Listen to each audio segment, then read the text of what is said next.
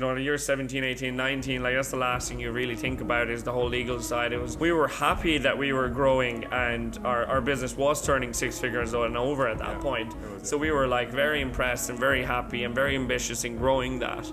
We had Shane, our graphic designer, he'd like edit the photos, create posters, promotions, and different deals that were going on. Like I think we'd small, like under 20 clients at that point who were actually month on month with us. I remember you opening the post. There was a letter in the post offering to buy our company, or with an interest to buy our company. Yeah, it was like very official. It was like, hi, this is me, this is our company. We are currently reaching out to you because you seem to fit what we would like to do, and like sign off CEO. That was pretty much it, right? Yeah. And I remember going, I was like, oh my God, someone wants to buy our business. That's so cool. I like came to you and you were like, Erik, that's a scam. That's a scam. Like, what are you doing here? You know what I mean? Welcome back to episode 11 of Built from Scratch. How are we doing? Good. Happy Tuesday. Happy Tuesday is right. We're going live here, I suppose, from a little bit of a messy setup because our little podcasting table got disassembled. We're restructuring the office, but look, I suppose this beauty is there's two mics and two phones and we get going, right? We get rocking and rolling. And again, this is the reality of working out of a real office. Yeah, so we're just taking some of the guys' desks here in the middle of it all. But sure, look. No, it's good. Okay, do you want to introduce yourself first? Yeah, 100%. So my name is Erik. I'm 24 years old. Started a company with you back in 2018 called Grafton Digital. We transformed from digital marketing into digital transformations now in 2025. And I'm also involved in the Olive Group. I run Olive for Education with Ian Cochran and a fantastic team there, introducing new solutions across hardware and software for the education market in Ireland. So that's what I've been up to. Yeah. So obviously, as Erik said, we started Grafton Digital together when I was in Leaving Cert back in 2018. I'm 23 years old. Erik bought me out last year, and I'm now building Magnate, which is to reduce the amount of time that digital agencies spend on messaging and task management. We also have a car park together called Sky Park in Galway City, which primarily works with kind of commercial businesses nearby. Hotels, Airbnbs as well. That's fantastic business actually for us, yeah. Yeah, and then we've got this rolling as well. This is another project. Yeah, this is kind of a fun little, this is our kind of date every time we come together. Yeah, it forces us to talk to each other. Yeah, because like, you wouldn't really talk to me otherwise. We'd lunch together earlier. We did actually today. We did have lunch together. I want to be nice to you today. Yeah. You're like, oh, come on, I'll just make my coffee, and while I'm making coffee, you can talk to me. Yeah, sit down beside you. I'm not a horrible person. No. Yeah. I didn't have my headphones on. Okay, next time you have your headphones on, I'll get the message. I'm known around the office where we walk around with big black headphones. Well, when you have your headphones on, it means I'm not here. Yeah. Like, it's like Jerry's, Adam Sandler movie when the little child puts on the sunglasses and goes, I'm invisible. That's you. Literally. How's your week been so far? Today's, I know it's only Tuesday, but how's your week been going so far? Week's been going quite okay. Like, it's a little bit slow. So far, it's only Tuesday. Going to London tomorrow to BET. It's an educational conference. So we have our annual dinner there, so we invite our principals, deputy principals, partners, customers, all from Ireland. We bring them over and we have great conversations and a little bit of wine and a little bit of dinner, and it's great fun. We get to catch up, and that's on tomorrow, and then I'm back straight away on Thursday. Hoping to close out the week strong, I suppose, but overall the week's a little bit slow because everyone's kind of away traveling, and I'm just here, I suppose, building the office. That's what I'm doing. Yeah. What about you? Yeah, no. On my side, I am teaching myself cold email marketing at the moment. I thought you were about to say you're teaching yourself coding. No. No. Because that would have been a bit of a real turn. No. I've got my amazing co-founder in Magnate, Aaron Brennan, who's over all that. I don't need to learn that skill. Aaron. Yeah, no, he's a bit beast. He jumped straight into it, didn't he? Yeah, no, Aaron's a beast. Well, you gave him no other choice, right? Well, me and Aaron know each other, I think, like 16 years. So, long time. Yeah, so it's good. We have a good bit of track record, so I think we know each other quite well at this point. But yeah, cold email marketing, learning that at the moment, and I'm also starting paid ads next week for Magnate to keep building the wait list. So there we go. So starting to refine my skills in that as well. So it's interesting. Good mentor. I'm getting a mentorship through New Frontiers with Enterprise Ireland. I think Mentors kicks off in about a week and a half's time, and I really look for someone who's really experienced in product marketing and product sales in the US, and has done it several times. Okay. So I've got some really good candidates sent me over, so I'm looking forward to really focus on that and kind of building that out and learning what, from a data nerd perspective, like what messaging is working, what's not working. Yeah. We've got a graphic designer working with us, so it's good. Just saying sharing is caring, just in case you find some, just send them to my inbox as well. Well, clients. Yeah, and people and everything. Just keep sharing the information. Just like, don't be holding the gold back. It's a two-way street. Right? Again, we've no data yet, but yeah, I'm excited to kick that off anyways, because it's a new, like, obviously we've done some paid ads before, but nothing to this sort of scale or specific nature and the data collection and stuff. So I'm really excited to start that off. So because it's a skill I'm currently working on. So yeah. So that's what my week's looking at. So I'm just spending hours sending emails and researching LinkedIn ads. That's a bit boring. But it's part of the journey. But the thing is, it's super manual at the moment. But once I figure out so I'm getting really good open rates at the moment. I'm getting over 50% opens. Okay. So that means my subject's decent and the email I'm sending from is okay, but I'm getting no responses. So now I need to spin into like, okay, secondary email, or my paragraphs aren't good or whatever. So I need to just get snappier at that. So but really good open rates, which is surprising. So. Yeah.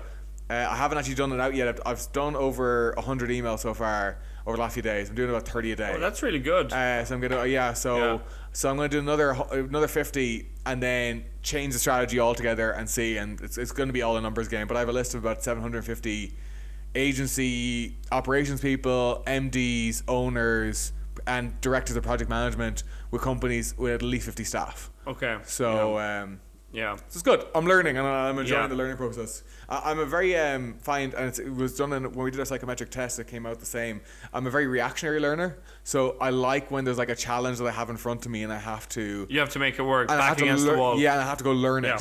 So that's when I learned the base and when I performed the best, I think. So that's currently what we're doing, is we're deep diving into it. That's very good. You're actually using those psychometric bits and just I don't think I picked it up since we got it, and you told me that the person assessing it was like, I don't know how you guys have been in business for so long, because there's like a line there and it's like that line is just so I was like, both you and I like to lead and with how we really rank in the top percentile of like power and control. The fact that he said because we had talked to him 2 years before we did it last year. Our mentor got us to do the test with him.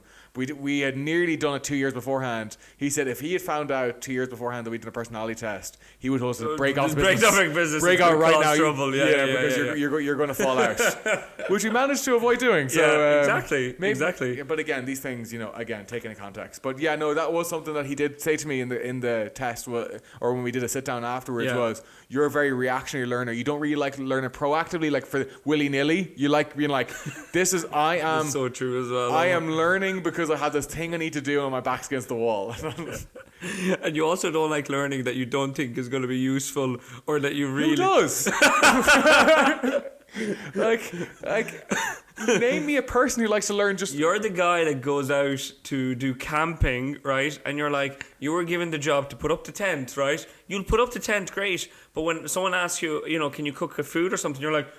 That's your job. It's like, that's the type of guy you are. You don't like. So it's like, it is pretty funny. But So anyways, that's my week. Anyways, we went on a bit of a tangent, but hopefully there was a little bit of insight in there for someone. Okay. Interesting episode. We've been talking about this for a while, and actually the clip where you kind of teased this, it got good views. So there definitely is some demand for this, and people are always interested. In buying and selling businesses, because a lot of people start businesses to try and sell them. So I suppose this is our first ever time going through a due diligence process on, trying to even flirt with selling a business. So do we want to start with kind of what was Grafton Digital at the time? So this is back in 2020. Okay, yeah. So it was our dark blue and black logo phase. Yeah. So Grafton Digital at this point was offering social media marketing, content creation services. So we'd actually have Jack was our videographer, and he'd actually go out on site for clients, would actually take content monthly or every 2 months, depending on what the demand was for that customer. So sometimes we'd have like 4 posts a week, 3 posts a week, or 5 posts a week, a lot of posts a week. But I think to highlight, we've actually done really high quality content for the price we've charged. I agree. And we had like really good talent all across, you know. So I actually think we just reflecting on, we pulled up our old business plan. Might share some, you know, screenshots of that in the pod, but it was just like super basic or whatever. But I suppose we just so underpriced ourselves for customers. I was just looking at pricing. I was it was crazy, but we should also share the Adobe file, some of the work we did around that time, because it was really good. I still stand over like 5 years later. I still stand over what we did at the time, and it was really good value for money. Really and truly. Yeah, it was 100% really good value for money. So we were doing that, and we had Shane, our graphic designer. He'd like edit the photos, create posters, promotions, and, you know, different deals that were going on. I think a lot of our clients were kind of in hospitality. Yeah. Mostly in hospitality. We had one kind of pharmaceutical goods product that we were marketing, and I think we'd small, like under 20 clients at that point who were actually month on month with us. Yeah. And we were doing very little WordPress business at the time, but we were doing, you know, a couple of websites here and there. Yeah.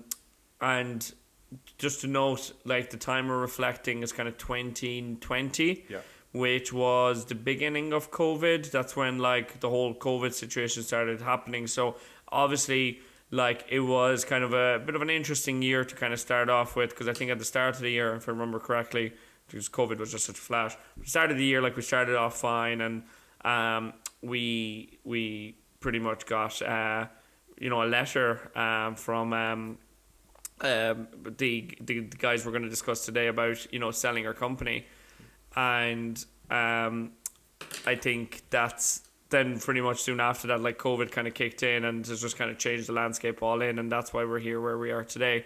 But pretty much I think like 80+% of our business was very much like social media driven, and it was all like you, Nicole, you guys were doing a lot of content for companies, social media account strategies and everything like this. Shane and Jack were kind of primarily working with you at the time.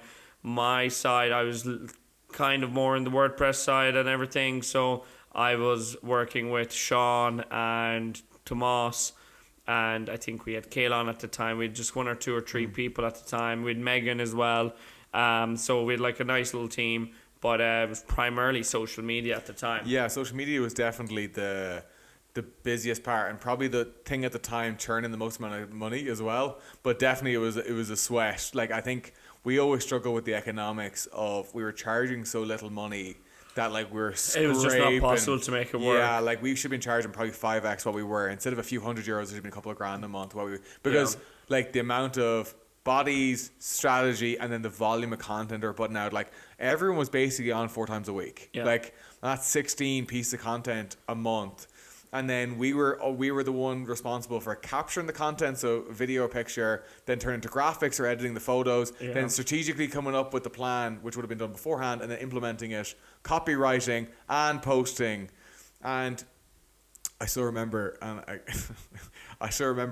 like, whenever something went wrong, it was my phone that rang.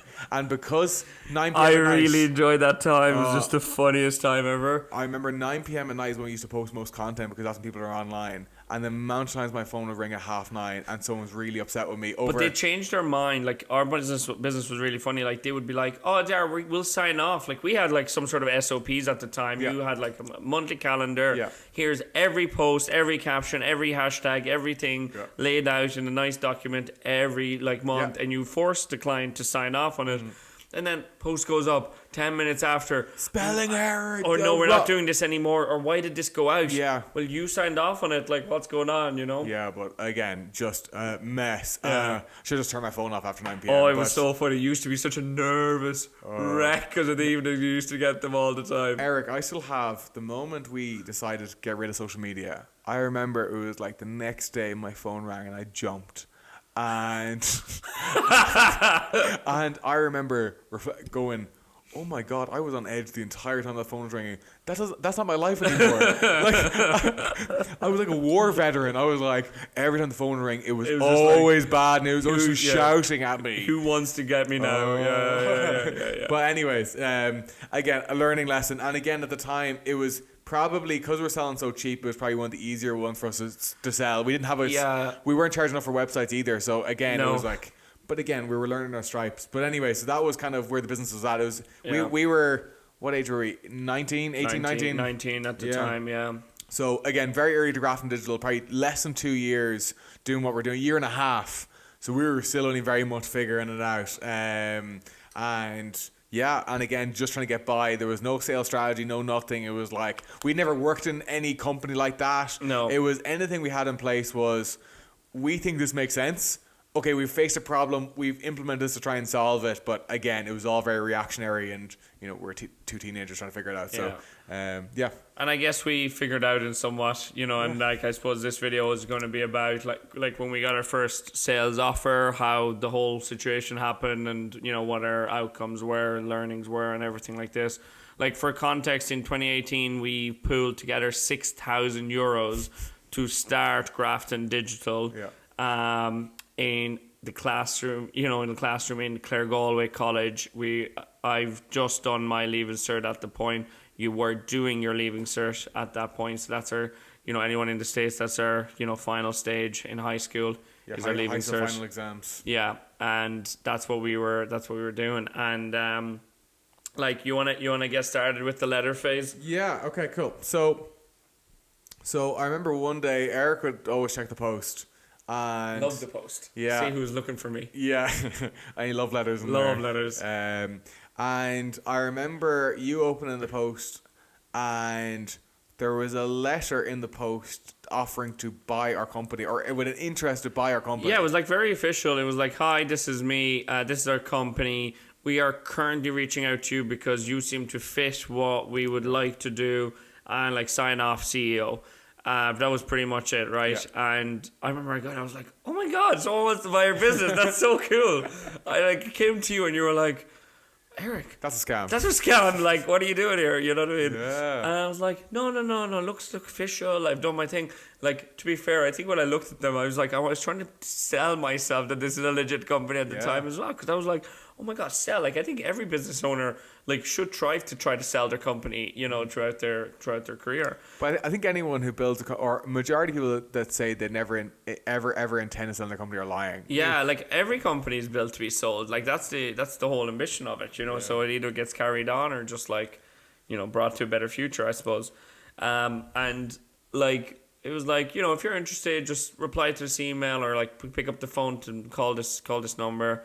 And I was like, why don't we just go for it? Yeah. And to be fair, you were kind of well, look, sure, if it's real, let's look at it kind of thing. Yeah. There was, And I picked up the phone. I think I was talking straight to the CEO at that point, and he just kind of goes, look, thanks so much for calling me back. He was super, super nice. He was like, look, it's a long shot for him. When we sent the letter, we sent it to a few companies that we think would fit our portfolio companies to expand our offering, because we're currently only doing services and e-commerce, and it was a certain type of platform, and we were offering pretty much on our website we were in the social media side, but we did kind of showcase that we are doing WordPress development and our hosting and everything, and we had good PR, I suppose, at the time, or just not even PR, but just a good, anytime someone looked at our profiles, we had a strong credibility behind our Instagrams and our LinkedIn's and our website.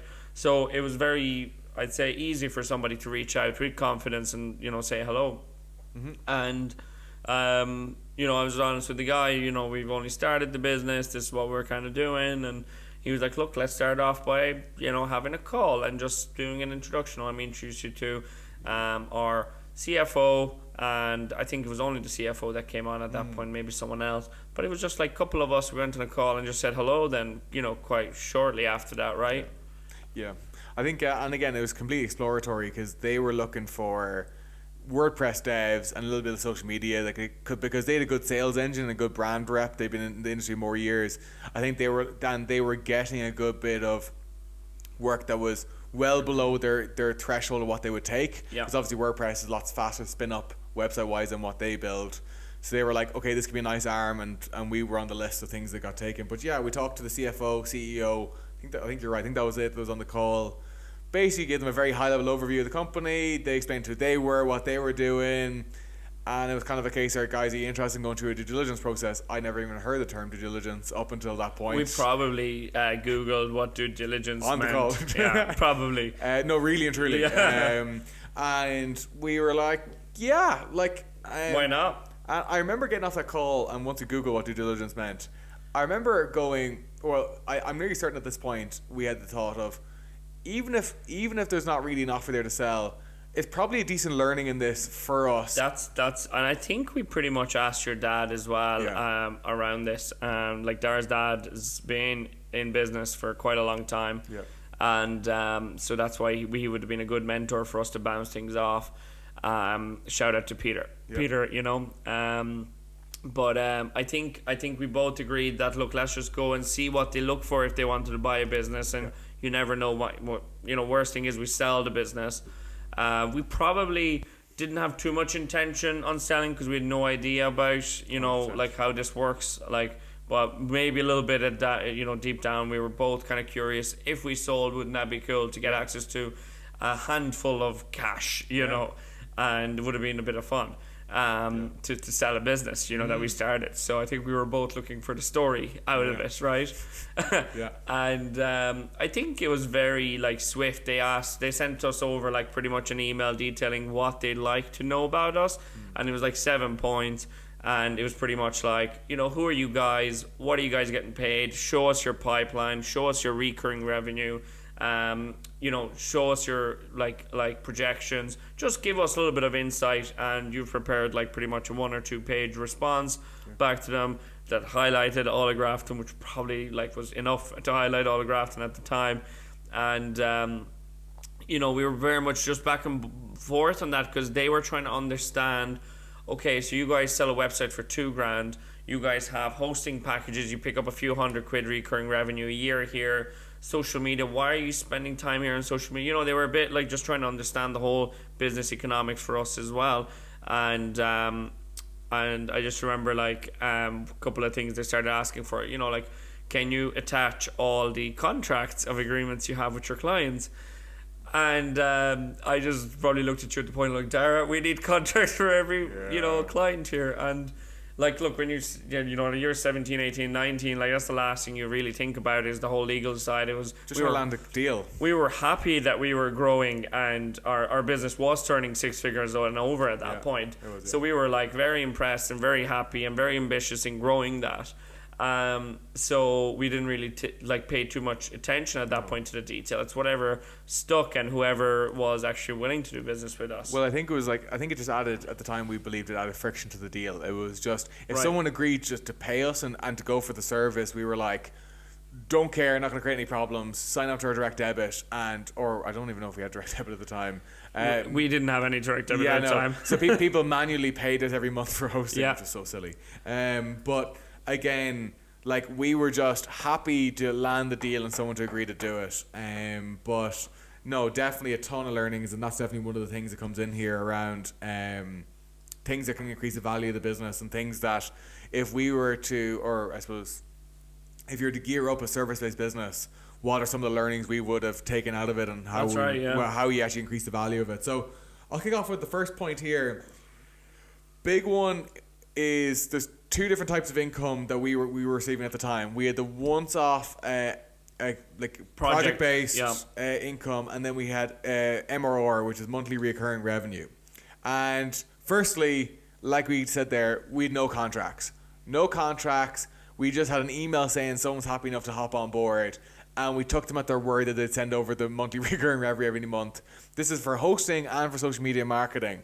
We also had no, especially for social media, we had no minimum engagement. We kind of said 3 months, but like we had no enforcement of that. Yeah, it's as long as it's 30 days on and off. Yeah. So interesting one for us on this one was because we had no contracts, they gave us a 3x EBITDA. EBITDA, we can put on the screen there, is typically what businesses are usually valued on. Profit after depreciation, taxes, etc., interest. And with this, because we know contracts, we've got a lower EBITDA.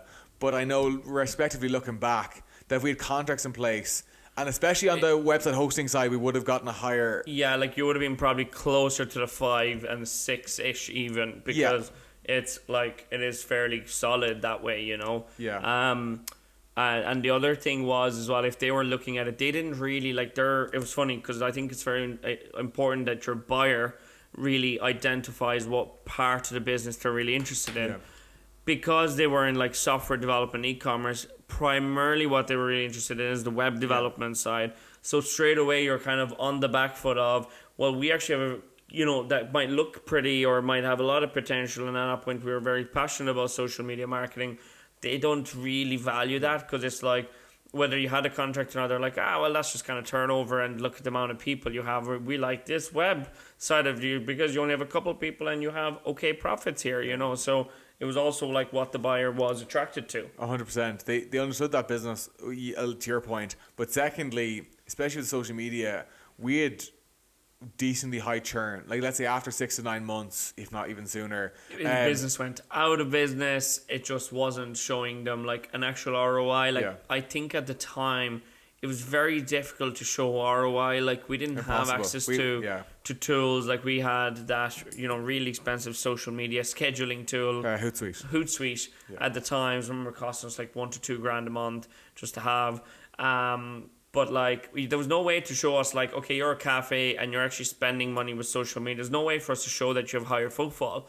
But like, people were engaging with offers, bought gift vouchers, and like we were like successful and really high quality. But people at the time didn't value social media. I think we would have been at the time a little bit on the edge of, I'm not saying first to market with this full like 360 content agency, you know, on social media marketing.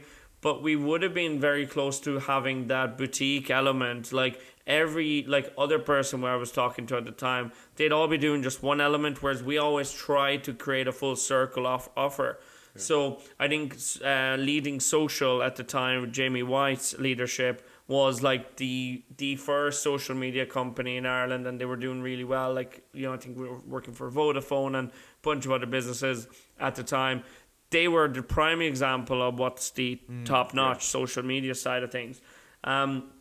So I think that, I suppose I think that it was just like the timing of it as well. It was just very hard to price right. Whereas now, like even like every now and then, like the contracts that would come to us about social media potential are like quite, you know, larger. Yeah. Like, we don't do social media at all anymore. But it's just, you still get them, but it just shows you that the times have moved on, and businesses do identify the fact that it's important to be online and it's important to look well, and, you know, they can measure ROI in different, you know, ways now. And we were just missing that factor as well. It was very difficult, you know, to have that value equation for a business. 100%. We didn't know how to quantify it. And then when it comes down to like actually like the value of the business, like, we didn't know that, like, okay, MRR for hosting should be separate then to MRR for social media, which is down to website, you know, the individual costs, because that was kind of all lumped in together. So again, big one is, if you're building a service-based business and you can integrate in some level of reoccurring revenue that's really sticky, that people aren't going to get rid of, like website hosting, companies, nearly impossible, they're nearly never going to move. Like, that's so sticky. And again, just simply putting a little contract in place, a one page where they go, yes, we're happy enough with this fee. Yes, year on year, there might be a slight percentage increase due to inflation or whatever. And here it is. Yeah. Drastically increase the multiple of your business and can really be a game changer. So something that, if we could go back, I definitely would redo again. 100%. And just one more point I wanted to say is, like I said at the start, we started with 6,000 euros was our capital, right? It's very important to note that when you're a business, cash at hand, that is exactly your runway. That's your budget that you have. So when somebody asks me, like, what did you guys spend money on? Nothing, unless we really, really had to, and it was either to survive or to do something on, right? So, like, I've tried to break down like different phases of business. At that point, we were kind of in like hunger and thirst, you know, so we were like in a survival phase of business, whereby we took on anybody that wanted to spend money with us. Mm-hmm. And I want to highlight that, because it's whatever you had in terms of business, we made it work. Yeah. And there was no like, oh, you're not big enough of a company to work with us, or there was no barriers to work with us. because we wanted your business and we still want your business, you know. And it was like, if we didn't get that cash flow at the time, we probably would have gone bust, you know, fairly quick if we would have been very selective on who we take on. You know, I think phase 2 is like when a business starts thriving. So it's growing, it's selling the same product, same service, you know, and it has a few more systems, a little bit more people, but it's actually generating profit at the end of the month, and it's actually can afford to take different journeys or chances in order to, you know, find where it wants to evolve into. And then, like, I think your growth phase can either go, I'm going to go up to the stars, or I'm going to go lean and mean and I want a profit machine. So it just depends what journey you do want to take on as a business. But we were in that hungry phase for a long time. Years. Like, for context, like, I think we didn't have ambitious or like big needs in terms of like our own monthly income, but we were earning peanuts every week, much lower than the social benefit that Ireland gives to people without jobs or seeking jobs or in training. We were earning no money at all, but we were still doing it, you know, as long as they paid our phone bills or something. And I remember that was like such a like moment for us to go for, is like, can we just make sure we earn as much as that social welfare benefit? You know, that was like kind of a point of like, okay, if we can earn this, we are in business. You know what I mean? And like, just remember, I think it's just like people forget, like, oh, like why couldn't you afford to pay yourself, you know, a couple hundred a week? Well, we have staff, and we've always built out our business like on talent. Because we were good, but we weren't great. So we always like try to bring on different members to fill out where we were a little bit weaker, where we didn't have any talent towards. So, okay, you're getting paid 300 a week, but I have 10 other people getting paid 300 a week. Suddenly we're spending 3,000 a week. You know what I mean? It's like, where are you going to get that money from? Taxes, you know, rent, rates, whatever else is on your business. So I've got a bit of side topic there, but like that's all very important context to our business of like when you're burning, we were at that point just hired a few people, had some contractors, so we were in like a surviving stage, but we were such a heavily operated business. Like, we weren't healthy in cash flow. You know, it was like everything we brought in each week was just to survive the next week. The amount of times during the first 3 to 4 years, I remember it. We've done some walks in the corporate park. Oh, like, you know, like there's more times than I think anyone will ever understand that it was a Tuesday and we were being silly and doing a weekly payroll instead of monthly payroll, even though we got paid monthly. And we look at the bank account on Tuesday and go, there's not enough money to pay everyone. And then remind ourselves, okay, Eric, I guess we're kicking our wages down the road for a couple of weeks until again, and or even worse, we don't have enough money to even cover the wage roll for the team. We need someone to pay an invoice ASAP. So we need to start ringing and getting people to pay outstanding invoices. I think the term is squeaky bum time, and we lived squeaky bum time for a very, very, very, very long time. I definitely, but I appreciate the hard yards you had to go through, though. 100%. Like, now that you now I just, like, whenever I can put down projections of, I have a runway, man, that word means so much when you have, like, not even a shine of light of a runway, not even a step more, and you have to make it work. And, like, I remember, like, always getting so jealous and upset seeing other people's LinkedIn posts on, we fundraised X amount, or we're doing millions here and doing all that, because I think it just really, like, it is, you know, it was just really like, oh my God, it's so unfair. They have millions in the bank. And I'm like, we're trying to make like $3,000 work here. Like, come on. Like, what is the problem? You know? So it was definitely like, oh my God, like, I think it just like breaks you and rebuilds you so regularly, this business journey. But I also think that like us going the bootstrap service route really taught us the value of a euro. And I definitely, and I still to today, I still very much value euro. Everything. And like I really, really do. And I think it's one thing when I'm talking to investors now going the other route of raising money is that I can show very clearly that I understand the value of a euro and I can make a euro stretch. And even with the route now with Magnate and definitely getting different government supports, like I'm going to make every euro go as far as possible by any means necessary. And I think that it's good from the leadership perspective, because I think the big knock on young founders can be they raise money, it's their first time venture, They blow it all. and they blow it. They blow it all, and like it's one of the biggest blessings we have gotten is to go down that, you know, this is year 7 of our, you know, self-employed journey. We were just reflecting on it earlier on before the pod, but like it's honestly like an incredible and powerful position, because you have, you know, you don't owe anything to anybody, you know, except to yourself and your own resilience that you've gone through it. And you just have so much more respect, you know, for yourself for going through that pain. And we talked about that a little bit in the last podcast. I don't know what game we played in our heads, but we kept it going. But we had each other to bounce things off, I suppose, and, you know, kind of grow in. And I suppose, you know, steering it back to the whole buyout conversation, I think when we started to getting, like, putting our own business on a canvas and looking at, like, okay, this is what's kind of like the story.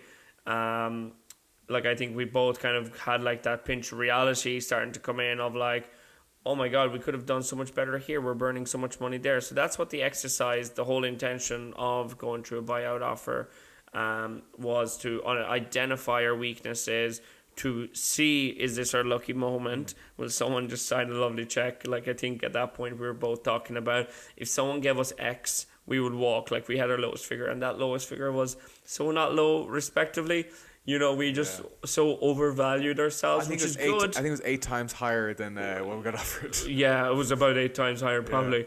But that's good in a way, because we bet on ourselves. Yeah. Like, looking back on it now, I'm like, that's good, because, you know, we just kind of felt confident that we can actually deliver and continue to deliver. And actually we surpassed those projections in multiples, and our business has grown immensely, you know, throughout the time, which like fills me both with great pride and also respect on like we've actually done it, right? But I remember, like, I think I remember when we were doing the whole business plan and everything, it just felt like, oh my God, we've done so much work, and I just don't see the value yet. Yeah, there's no profit. There's no profit in the business. Yeah. But anyways, basically, this CFO was very easy to work with. I remember no, you know, real challenge in discussing, and basically he's prepared an offer, which was, we looked back at it now, it's pretty funny. You want to go into how they wanted to structure the offer and how they valued us? Yeah, I think the point first that you're going to cover is about prepping for the sale and how, like... Sorry, I did skip that a little bit. Yeah, so just kind of hammering in on kind of prepping for sale. I think it's very important, as I was kind of talking through the phases of business, you know, you're in survival, you're either in thrival mode or in your growth mode, right? At that point, we were in survival mode, so we had no cash to even think about burning, right? So it's a little bit like that, a little bit imbalanced, I suppose. But it's very important. If you want to sell your business, you take like 6 to 12 months or more to clear up your back of house and really lean down the beast. Identify where you're burning capital that you do not need to burn. Look at all your software subscriptions. Remember, every euro is worth that multiplier 3 to 6 to 12 times in some, you know, SaaS sales in technology. So it's just, this is when you really look down, and it's like you go to that sauna and you sweat it out for the 45 minutes before you go to the match. And that will give you such more advantage. And there's the word adjusted EBITDA. Right, adjusted EBITDA meant the business prepared for the sale, and they have adjusted certain sections of their business in order to look better or to seem more attractive for an investor, right? But the whole like natural side, if we were caught in the middle of both like a struggle and a growth mode, so all our figures were always going to look extremely poor on paper. So it would have been a really easy fish to shoot for anybody trying to buy it, because they were like, there's 2 young jockeys we can bet on. You know, it's going to cost us nothing because the business will pay itself forward for the next few years. So it's like, it would have been fairly easy. But I think if we would have wanted to sell, would have leaned our company down, we would have gained way more extra value out of the deal. I suppose that's what we were kind of talking about, and it's just very important just to continue. I keep continuing highlighting this, is like turnover is vanity and profit is sanity, and that is so true. you know, especially in the agency when you're living off cash flow. What's my weekly and monthly takings, and what's my monthly and weekly going down, you know, expenses. Yeah. So it's very important for you to like keep that in your mind and focus in on that. And to break this down into nuts and bolts, like let's say we had about 4 staff, including myself, that were working on social media side. Like I would have cut the strategist, I would have done more of it, I would have limited the guys' hours in both photography, videography, and graphic design. You limit their time back. Instantaneously, then you've saved thousands of euros, and that's all multiplied again out. You know, on the website side, you would have started building more. You obviously would have one guy sweat them out, make sure they're maximizing on output, give less options to clients to make on the website, you know, set it tighter. You know, these are all things that if you're given runway, we could have multiplied our offer. But again, we had no clue. Nothing. But also, we were just kind of curious of, like, it was like, you know, you pull over the side of the road and someone's like, here, I'll throw you 50 quid for that car. And we're like, well, the car is not cleaned. It's not ready. You know, that really was, because we were singly focused on surviving the next week. Never mind like the next year. But our turnover is constantly going up, but we constantly kept reinvesting in team members because we really wanted to build a business. And our office, equipment, like these things are all stuff that it's very hard to make a business plan for and stick to it, because it's just based on demand and based on, you know, small bits that come up. You just need to have the cash to dispose at that time, right? So 100%. I think we've always had like really nice environment to work in, you know, like always, equipment was always okay. We're like sometimes the best. Like, you know, we've never spared monies on that. Like, we weren't just holding it because we were driving Ferraris, you know, so. Far from it. So, I suppose that's kind of probably that point kind of concluded, right? 100%. Just, If you're prepping for a sale, you need time to prepare, and it's not fair reflection. No. And again, did that company, like, were they like these 2 young guys might on the hop take it? Maybe. But again, we were kind of doing more of an interest kind of, I suppose, exploratory learning out of it. The last one is you need to read the terms and conditions. The terms and conditions are really interesting. Oh my God, it's so funny to read that offer now today. Yeah, we reread it before this recording. And we'll try and include bits and pieces here on screen of what's in it. But basically the structure was they wanted to buy 51% of the business. They were going to pay in eighths. So they're going to pay each payment broke into 8 pieces, and it's going to be each quarter. So we're going to pay it over 2 years. Over a certain point, if we broke our projections, we get 10%. Eric and I get split 10% of the net profits. 5% each. Yeah, of net profits. And then we were locked into a stay for at least 2 years. And sorry, what was our advance upon signing? Oh, just 1/8, just one. Oh, 1/8. Yeah, so like there was no advance. It was basically just your first quarterly payment. Oh my God. So I remember Eric and I looking at this and being deeply disappointed of where the valuation was. Oh my God. Because again, all the things we just outlined, and this is again our journey in business, is we didn't understand the nuances of, you know, prepping for sales, streamlining down. Like, we just thought this was like a test we just done, and we kind of just failed it. It was funny because I remember being disappointed. I'm like, I'm kind of embarrassed that this is all we're kind of. Yeah, we nearly just swiftly moved on. I remember going into the team and just explaining to them, look, guys, just in case you have heard me and Daragh talking about the word selling or valuations or anything, we're not looking to sell, whatever. You know, we're keep going, or, you know, but I think we were both like deeply disappointed that we wouldn't have gotten near the offer we had in our head, never mind like anything else. And I think we were just so far apart. We actually just told this company, you know, thank you for your time. It's not something we want to, you know, advance with. And they were really fine. We became really good friends. Great partnership. Great partners afterwards. Referred us a lot of good work. And, you know, touch wood, like they're going to continue doing that. Yeah. So probably a client of Magnate, like, you know, like, this 100%. Like 5 years later. So you know. this relationship and that initial engagement, I think they respected us stepping away as well, knowing our value and worth. And, you know, it was a quick I think it was like 10 emails back and forth for us to get to that valuation, and a couple calls, probably 4 calls in between. So it was very small effort for the learnings we've gotten. And like what we've started doing straight after is we've created contracts for SLAs for all our customers. We focused heavily on monthly recurring revenue. We have reduced churning revenue, so we've identified what type of work stays with us for years, what type of work is an in and out job. Yeah. So we've really tightened up the Titanic, and we were able to save the ship. We've focused in on more profitable services, and this is like when Garrett came on, and we've transformed our own company. We've restarted, is what I was going to say. We did restart, very much so. And we've just taken this new direction, and the company has proven its worth of growth, sustainability. It's been big. It's a big fun ride, right? Yeah. So it's. And again, like, I think the beautiful part of this, even though for the first 3 years we're getting paid basically nothing, I always looked at our first venture. It was always apprenticeship in business. Yeah, we were getting paid to learn.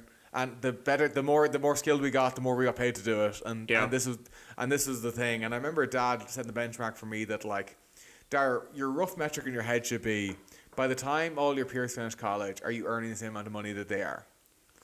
Yeah. And we exceeded. We did. We kind of exceeded that, truthfully. I can remember the time actually measuring that up. So it was kind of, and again, that's not the only metric, but I remember him using that as one benchmark for me. Yeah, it's really good. I think it is important to kind of have that in your head, because especially, we're both competitive, and you need, like, motivator factors. And it's like, anytime you're lost, you're trying to look at, where the guiding star is. So it's like, I suppose, we have very much, like, we're able to prove to us first, but also our parents and everyone else, that it is valid what we were doing, and it wasn't just like a fantasy that might pay your bills one day. And like predictability, like, I think it's just impossible to be predictable, or like just business plans, like, is like like at the start of your business, just have a high level like strategy or something, but my God, that changes, and the timelines just like change all the time, and the costs and everything. So it's just very difficult to pre-plan for this.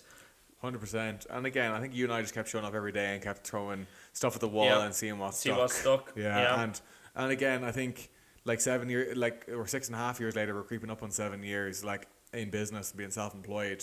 Like, and it's interesting because I was talking to someone about this recently, that most people's first business doesn't work. We're in a very, very rare case that, one, we started as teenagers, and secondly, we made the business work. I was going to say, like, our business was not working for years. I don't honestly know how we survived.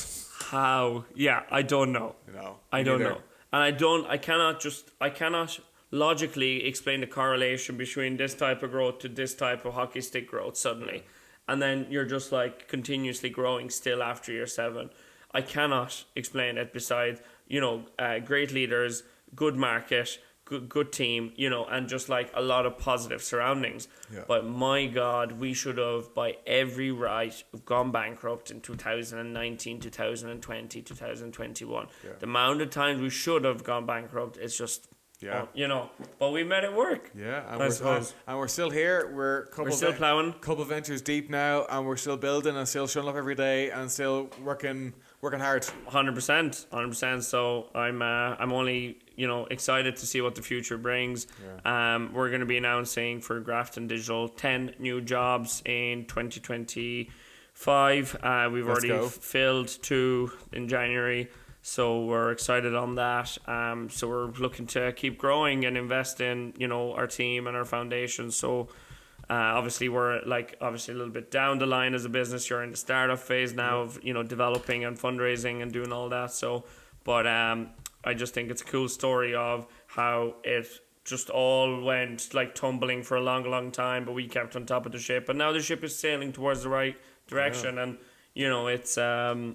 I'm very proud of what we've done and what we've achieved, because my God, it was blood, sweat and tears. It wasn't cash. We had nobody backing us with cash, know. So it was truly a good experience. 10 out of 10 would do it again, but maybe for more money. That's the beauty of it all, isn't it? It is. But anyways, I think that was a really good episode. I think that's our learnings out of someone looking to try and buy our business. And if we go back, and if you were going to gear up GD to be sold, I think you'd approach it very differently this time around than you would have previously. So yeah, hopefully we'll see a lot more zeros to what we've seen that day. Yeah. That's the goal, I suppose. It was supposed to be like a bit of a whiteboarding episode, but we just logistically just couldn't make it work. So with that, so but we're going to try to share a lot of it. It was more of a workshop type podcast, and you know, let us know how you guys found it. If you made it this far, thank you for listening, watching. Make sure you like, subscribe, and follow. Build from Scratch. We're on all platforms, and we'll see you next week.